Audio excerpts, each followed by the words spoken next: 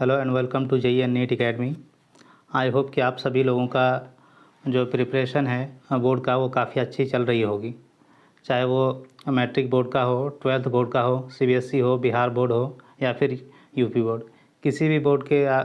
भी बोर्ड का अगर आप तैयारी कर रहे हैं तो उसके लिए सबसे ज़्यादा इम्पॉर्टेंट चीज़ है, तैयारी के साथ साथ ये भी आपको जानना ज़रूरी है कि बोर्ड एग्ज़ाम में पेपर को कैसे लिखा जाता है। अगर आपको ये चीज़ें नहीं पता होगी तो आपके बहुत अच्छे तैयारी होने के बावजूद भी आपके बोर्ड एग्ज़ाम में अच्छे मार्क्स नहीं आएंगे। ऐसा केस बहुत बार देखा जाता है कि स्टूडेंट बहुत तेज़ होता है लेकिन उसके बोर्ड में अच्छे मार्क्स नहीं आता है, और उसका सिर्फ़ और सिर्फ एक ही कारण होता है कि उसने कभी भी सिर्फ तैयारी की और एग्ज़ाम में कैसे लिखा जाता है इस बात पे कभी ध्यान ही नहीं दिया। आज के इस वीडियो में हम लोग देखेंगे कि जैसा कि आप लोगों को वीडियो में दिख रहा है कि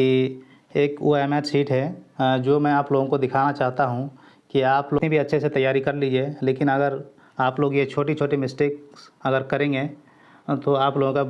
बोर्ड एग्ज़ाम में मार्क्स अच्छे नहीं आएंगे, चाहे आप जितना भी तैयारी कर लीजिए। इसीलिए इन सभी जो ऐसी छोटी छोटी गलतियाँ हैं उनको सुधार करना बहुत ज़्यादा ज़रूरी है। तो आप लोग के सामने एक दिख रहा होगा कि एक OMR शीट है जो किसी स्टूडेंट का है, और मैं OMR शीट आप लोग के लिए लेके आया हूं और मैं इस OMR शीट में आपको दिखाना चाहता हूं कि OMR शीट जो बोर्ड एग्ज़ाम में आपको मिलती है, जो 50 नंबर या फिर जो भी ऑब्जेक्टिव आपके बोर्ड एग्ज़ाम में आते हैं उसमें आपको उस ऑब्जेक्टिव क्वेश्चन का जो आंसर है उसके लिए आपको एक OMR शीट दिया जाता है। तो अगर आप उस OMR शीट को सही से नहीं भरेंगे, जैसा कि इस कॉपी में आप लोग देख रहे हैं कि इस बच्चे ने जो OMR शीट भरा है एक भी उसका गोला जो है ठीक से नहीं है, इसमें भी उसको नंबर नहीं मिलेगा, इसमें नंबर नहीं मिलेगा, यानी इसके किसी भी जो गोला है उसमें आपको नंबर नहीं मिलेगा। तो अगर इस तरह से आप गोला रंगेंगे तो चूँकि यहाँ पे इसने हाथ से चेक किया हुआ है इसीलिए इस कॉपी में इसको थोड़े बहुत नंबर मिल गए हैं, लेकिन जो आपका जब आपकी बोर्ड एग्ज़ाम होगी तब जो आपका OMR शीट है वो तब मशीन से चेक होगी। तो अगर इस तरह से गोला होगा तो मशीन सारे आपके गोला को वो गलत मानेगा, क्योंकि उसमें आप लोग क्लियरली लिखा हुआ है कि जो OMR शीट है उसका गोला आपको पूरी तरह से रंगना है। तो अगर पूरी तरह से नहीं रंगेंगे तो मशीन आपके गोला को रीड नहीं करेगा। तो अगर आप भी इस तरह से गोला करते हैं आपके एग्ज़ाम में तो आप समझ लीजिए कि आपको कितने मार्क्स आएंगे ऑब्जेक्टिव क्वेश्चन में। मैं एक कॉपी और आप लोगों को दिखाना चाहता हूं कि OMR शीट को किस तरह से रंगा जाता है। तो एक कॉपी मेरे पास और है, उसमें आप लोग देख सकते हैं कि इस बच्चे ने जो OMR शीट में कितना सही से रंगा है।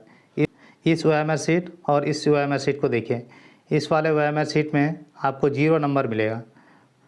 इस वाले शीट में आपको 0 नंबर मिलेगा, यानी कि मशीन इस